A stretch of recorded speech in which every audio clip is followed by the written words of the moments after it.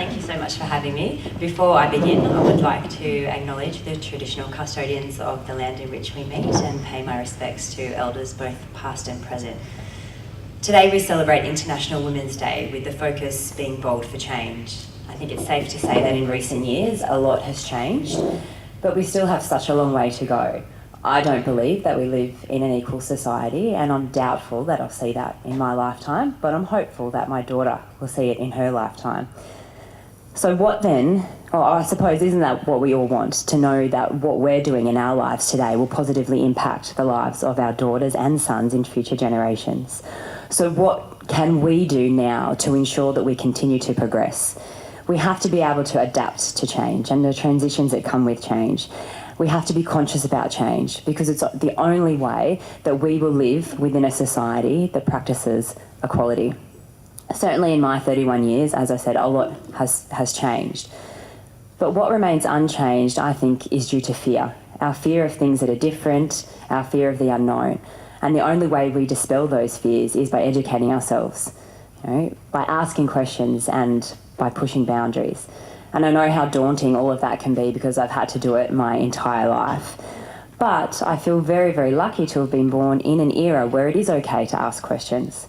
I was born within a population in a generation who have been told to never ever let anything stand in their way. A generation where settling for mediocre just simply is not okay. But I've certainly had a lot of challenges along the way, and it hasn't been easy, and it's still not easy, because as a female with a disability, even living here in Australia, I've faced many, many challenges. But again, I'm very grateful to have been born here and not somewhere else. And so with that, I know that every single opportunity that comes my way, I have a responsibility to take. So I'm honoured to be here this morning to share with you my story. And I suppose I'm not going to say anything that you haven't already heard before or read in a self-help book or on an Instagram quote. But if anything, I just would like to offer a welcome distraction from your usual workday. And I do hope, though, by sharing some of my struggles and triumphs, there is something within my story that does resonate with you, because my story certainly is unique. But listening to somebody like me just offers a refreshed way of looking at things in your own life. It offers you a different perspective. So I suppose whether or not you're willing and ready to listen today is completely up to you. I have faced many phrases in my life, such as "you can't do this" or "you won't be able to do that." A lot of no's. But my story isn't so much about overcoming adversity, but how I've been able to embrace change and embrace challenges, and with that, learn something new every time. I was born missing my left arm, and to this day there's been absolutely no explanation as to why that occurred. It was just one of those unfortunate things. So my parents were advised to fit me with a prosthetic limb as young as possible, because then I would have a normal upbringing, I'd somehow look like the other kids and everything would be fine. So I'm the first of 4 in my family, and of course my mum and dad wanted to make sure that I had the very best start at life. So at 18 months of age, I was fitted with my first fake arm. Now, as I'm sure you can appreciate, technology back then is nothing like what it is today. So this new prosthetic limb was a hideous contraption that had to wrap all around my body, and it resembled more like a claw than an arm.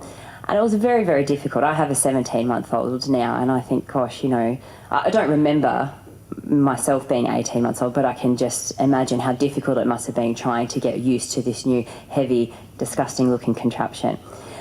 And although it was supposed to be the thing that, helped aid my growth and development, it was the one thing that led to the next traumatic event in my life. At 18 months of age, I was at home. My mum was in the kitchen making morning tea, and I noticed a plate of biscuits or cake or whatever it was up on the bench. So being a curious toddler, as I'm very now well aware, I wandered up to the bench, reached up with my new amazing arm to grab a biscuit, but I didn't realise that my mum had just boiled the kettle. And because I couldn't feel or detect heat, I knocked the kettle down onto myself, and I suffered 3rd-degree burns to 15% of my body. I was rushed to Sydney Children's Hospital, where we were living at the time. I had blood transfusions and skin grafts, so I had lost all the skin on my neck and chest, and skin was removed from my leg. And the only way to keep it there was to staple it to my neck, and I had to wear compression garments for the next 2 years to help with that recovery process. Now, fortunately, I don't remember anything about that traumatic time, but it certainly stays with you. You know, that, I guess it's post-traumatic, syndrome that stays with me. And growing up, I knew that I was different. I looked different, I felt different, and I was very, very aware of the fact that I didn't look like the other girls and boys, even as young as 4 or 5. But for whatever reason, I had this innate ability to push the boundaries. Even though I was very shy and very reserved, I didn't want to be limited by my physical appearance. I didn't want people to tell me that I couldn't do something because of the fact that I had one arm. And so I had to find ways to prove to myself and to prove to everybody else around me that I could use my body. And so a lot of that, came by pushing myself physically, which I guess the natural progression was into sport. So as a young child, I played all sorts of sport, but swimming was the sport that I fell in love with. Probably because it was the sport that I was the best at, that kind of helps, obviously. But I remember always being a water baby.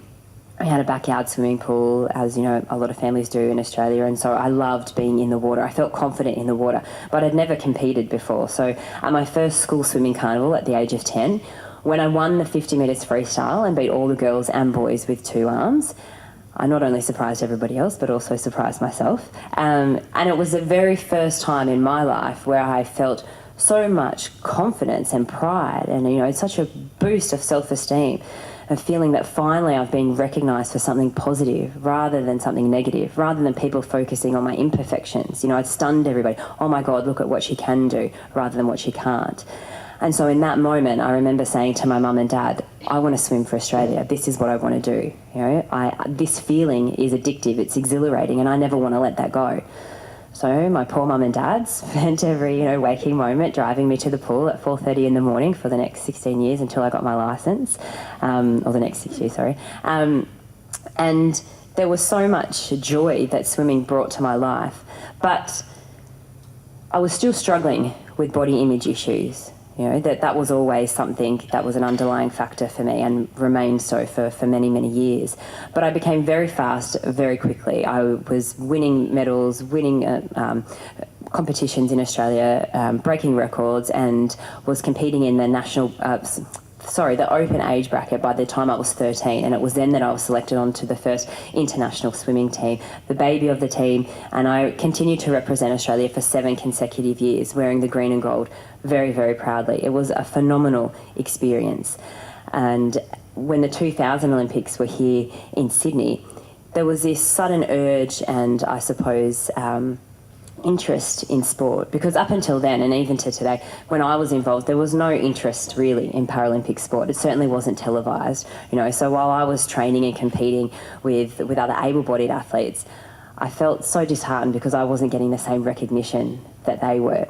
And so being a young 15-year-old going into the trials at the 2000 Paralympic Games, I was so excited because I thought, I'm going to get famous because, it's going to be televised. And as sad as it is, at that young age, I was extrinsically motivated. I did want that recognition and those accolades. And so going into the trials, I was actually ranked 6th in the world and 3rd in Australia for the 100 metres butterfly. Does anyone know how the Paralympic competitions work here in Australia? Like if you were to watch a race on television, I'll explain because it can get quite confusing. So next time you're watching the National Swimming Championships, whether it's on Fox or Channel 9, back in my day, my races were never televised, but they are televised now. But what you will see is everybody racing together. So people are put into categories depending on the severity of their disability. So I would always race in an S9 category, meaning I would only compete internationally against other females that had a similar disability. So it might have been an arm amputee or below knee amputee or some degree of cerebral palsy. And in Australia, we don't necessarily have 9 women in my category competing in the 100 metres butterfly. All right, so what happens is everybody races together.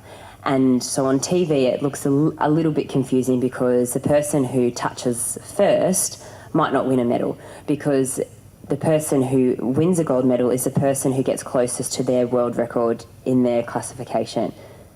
Have I made that easier or have I just confused you all? So when we're all racing, so I might be in the water competing against somebody that has no arms and no legs. So technically I would swim much faster, but that person might have broken the world record in their classification, so therefore they win the gold medal. So the reason I'm telling you all of this is because it often means that there's 2 finals as opposed to 1 in able-bodied competition. So going into the trials, I was in the first final for the 100 metres butterfly.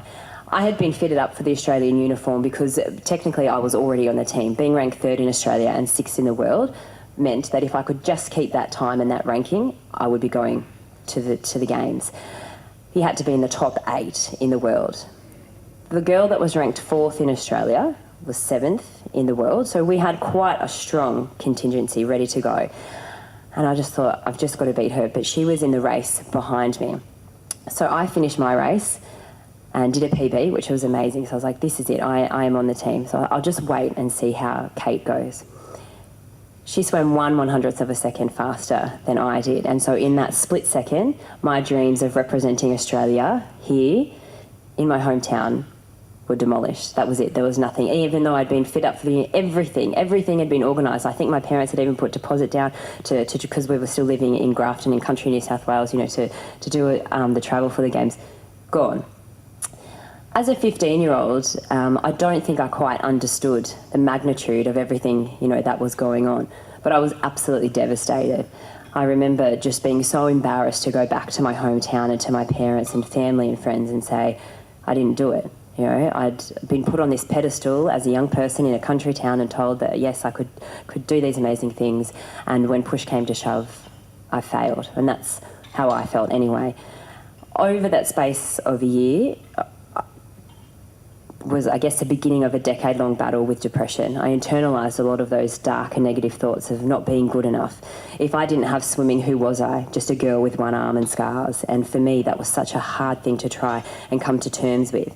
And so I thought, in this whole world, I felt completely out of control. My arm was never going to grow back. The scars were always going to be there. So what could I do? I was never, ever going to be good enough. So I thought I'd take control of the only thing I knew that I could, which was my weight. And of course, growing up in a society where everyone wants to be perfect and our body image is, I suppose, such a fixated obsession that so many young girls have. I was no different. I wanted to look like the girls and women that I saw in the magazines and television, but I was never going to. So I thought if I could just control my weight, if I could just lose, I didn't need to lose any weight, but if I could look perfect in every other possible way, maybe then I'd feel accepted. Maybe then people would treat me equal. Maybe then I'd feel happy. So at the age of 16, I was diagnosed with depression, bulimia and anorexia. I continued to swim and I continued to get faster and faster. I was also excelling at school and at university. So on the outside, everything seemed perfect. Why would it be any different, And with eating disorders and with depression, there was so much shame and guilt that came with that I wasn't going to tell anybody. I kept it a secret from my parents for a very, very long time. My coach knew, so at least he was able to be a supportive person. But other than that, it was a very secretive, debilitating, terrible, insidious disease that I lived with for over a decade. I did continue to swim, and by the time 2004 came around, it was a very, very bittersweet year because I had finally made the team for Athens, not without controversy though. I know I probably don't have time to go into that, but that's for another time. But the discrimination I felt with being an elite athlete with a disability as opposed to an elite athlete who was an able-bodied. I never trained with any other athletes with a disability. I only ever trained with athletes, that were competing at the national standard. So for me, I always had the mentality that I had to push harder and faster, or otherwise I was always going to be left behind. But not getting that recognition on the same level that they were getting made me always feel so depleted, and as if, by the time Athens came around, I was doing it for the wrong reasons. I was still doing it because I wanted that recognition rather than doing it for the love of the sport and the way that it made me feel. By the time I'd landed in Greece, everything had started to unravel. My body had finally given up. My hair was falling out, my teeth were cracking. It was terrible, and I didn't swim as well as expected. I should have finaled or medalled in 3 events, but I didn't make a final in anything, and I was the only person on the Australian swimming team that did not make a final. It was excruciating, devastating. My entire family had travelled to Greece to be there to support me, and again, I just felt so embarrassed, like such a failure. My eating disorder had finally destroyed my swimming career, and when I came back to Australia, I was admitted to a rehab facility where I spent 6 weeks as an inpatient. Hitting rock bottom was, as cliche as it sounds, the best thing that's ever happened to me, because I was able to, to get the help that I needed at the right time. And I remember, in the years leading up to that, my mum giving me all these self-help books and telling me to listen to some Tony Robbins and watch a bit of Oprah. And I was like, please, just stop. But then for whatever reason, in those early years of recovery, I thought, well, what is it about these people? Why are they so successful? Everyone has crap in their life. Everybody has a story. Why are some people able to be so successful, even though they've had so many obstacles that they've had to face? And it was the fact that they just get on with it and do it. And I realised that I had to make that decision for myself in my own life, because life was going to keep moving forward, whether or not I moved with it. And so I had to make that proactive decision to take one step at a time to ensure that I was going down the path that I needed to in recovery. Otherwise, I know that I wouldn't be standing here today. In those early years of recovery, I also realised that I had an immense responsibility to be a voice for the voiceless and to give back to everyone who had helped support me along the way. So I decided to create a way to unite people, to talk about body image issues more, not just eating disorders, but body image and acceptance in much broader terms. And it was at the beginning of the social media rise. So I thought, why not use social media as a positive platform to communicate about these issues? So I started a campaign called Join the Revolution, which was a simple idea of taking a photo of yourself with a sign that said, "Join the revolution, stop hating your body."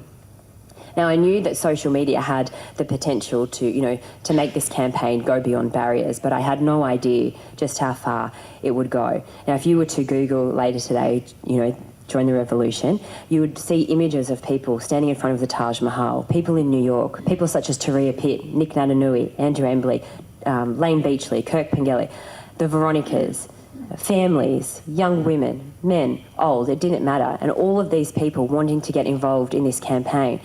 And I realised that it was no longer about me and my story, but everybody else and theirs. I was able to lead a social campaign in a global community because I had a genuine way of communicating with people, and I was able to tell a story that resonated with people because I showed strength but also vulnerability, and I was able to connect with people. I've never ever thought that I was any better than anybody else, because I'm not. And I think that genuine way of being able to communicate and ask people questions because I actually wanted to hear the answer is what enabled me to communicate this particular message about body image. And when most of us think about body image, we think of the very stereotypical terms: beauty, vanity, perfection. But body image is so, so much more. It's about race, gender, religion, sexuality, equality, mental health, and our overall well-being as humanity. And so I realised that this campaign was touching people in so many, many different ways, more than I could ever have imagined. And because of the success of the campaign, yes, it has been internationally and nationally recognised, and I'm very, very grateful for what that has then enabled me to do. It's no longer as active as it is today. I like to think that I started, that craze of, taking photos and uploading it to social media, because there's a lot of campaigns and things that are happening since then, which is great, and we all should be able to get involved with things that resonate with us, because you don't have to be the Prime Minister or a billionaire to be able to make, an impact within the world. As long as you have a voice, and as long as you use that voice in a positive way, you can create social impact. Since the Join the Revolution campaign, I travel Australia and the world speaking to audiences, particularly young women, about these body image issues, I decided that I wanted to impact a much younger audience. So what could I do to share my story and to share these messages about creating positive body image? So I decided to write a children's book called Little Miss Jessica Goes to School, which is about a little girl with one arm on her first day at school. It sounds a little bit egotistical when I say it loud. But the idea, I was standing in a bookstore and I thought, when I was growing up, there were never any children's books that had characters that looked anything like me.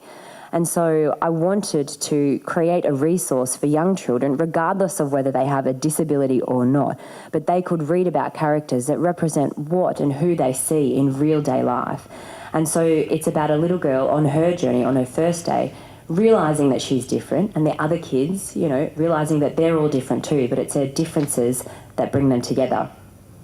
The great thing about my swimming career is the parallels that I've been able to draw from being an athlete, into my career in business and also in family life. Being able to be motivated and to set goals, being able to adapt to change, and being able to also reinvent myself.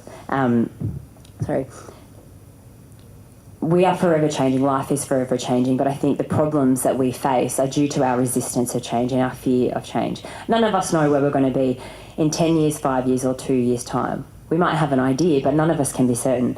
And I'll give you an example. I stand here today as a recent convert to Islam. Now, before you all say, oh, you don't look like you're Muslim, you don't wear hijab, I'm just one of many faces of Islam. I converted about 2 years ago when I decided to marry my husband.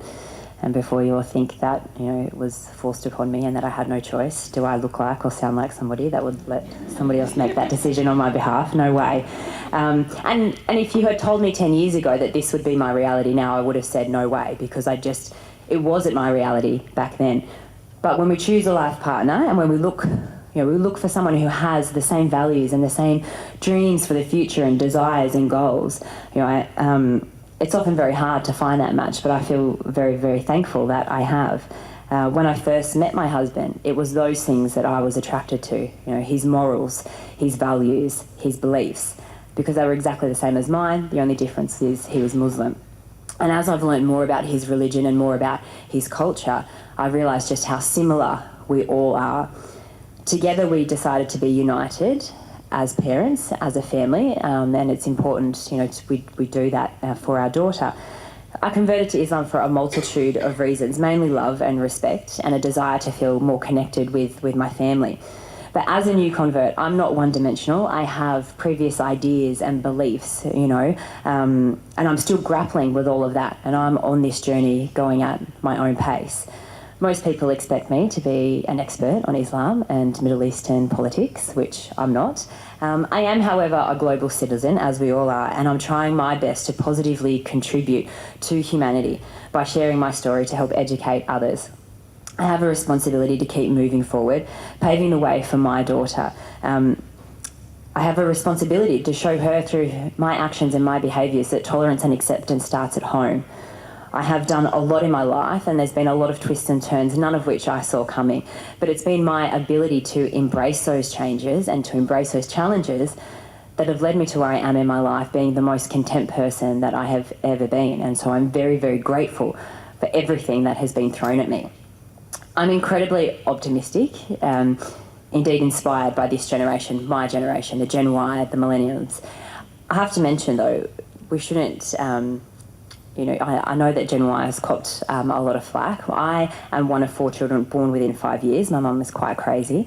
My youngest brother is the typical of the Gen Y. Every weekend he's going out for smashed avocados and a latte. And he applied for a job not long ago because he doesn't think that he needs to hold a job for more than 2 years. He just goes with the flow. And he rang me and he said, well, I'm going to ask for Fridays off. I'm like, excuse me? You haven't even been asked for an interview. Well, and he got it.